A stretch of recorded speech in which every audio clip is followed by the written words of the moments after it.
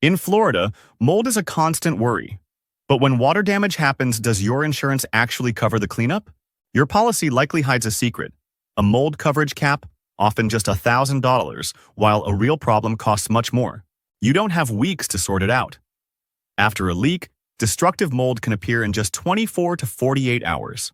Florida's climate creates a perfect breeding ground, making our homes exceptionally vulnerable to this threat. So what is the truth? We'll show you what's covered, the loopholes they use to deny you, and how you can fight back. Here is the fundamental rule. Coverage depends entirely on the source of the water.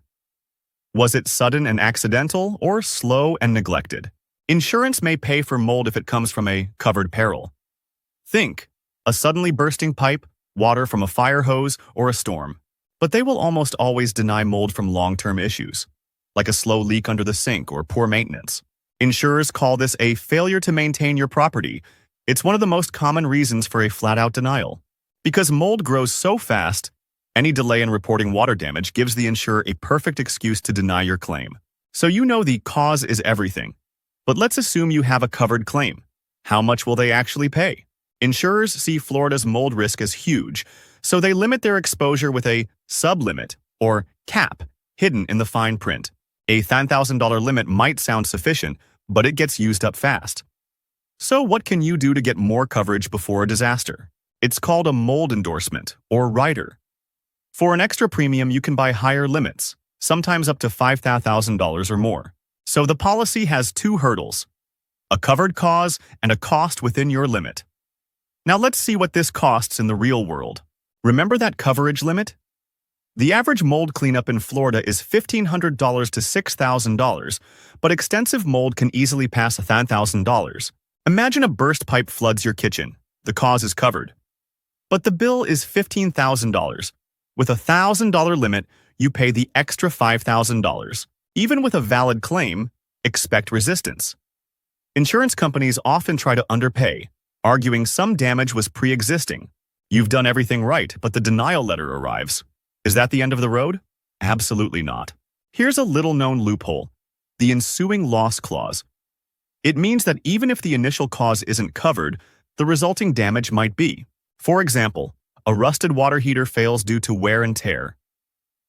The heater isn't covered, but the sudden flood and mold could be. Florida law puts your insurer on a clock.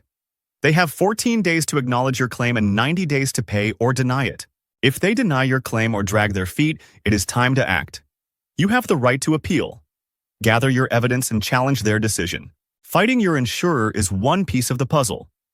But what about when you're buying, selling, or renting a property in Florida? Think about the covered peril rule and the ensuing loss clause. Your claim hinges on proving the water damage was sudden and accidental. We saw real-world costs can pass $1,000, and we know that's the standard policy limit. This gap is the biggest financial threat from mold. Your maintenance habits directly affect your coverage. Promptly fixing a small leak preserves your right to a claim later. Neglect voids it. This isn't just an insurance issue. It's a legal one. Florida law has specific rules for disclosure and landlord responsibilities. Selling a home. You are legally required to disclose any known mold issues that affect the property's value. Hiding it can lead to a lawsuit. For landlords, the law requires you provide a safe, habitable home. This includes addressing mold problems to protect your tenants. So, is mold covered? Yes, but with conditions. Coverage depends on a sudden cause, is restricted by strict limits, and often requires a fight. Here is how to protect yourself. First, pull out your policy today. Find the fungi section and identify your exact coverage limit. Second, at the first sign of water damage, act immediately.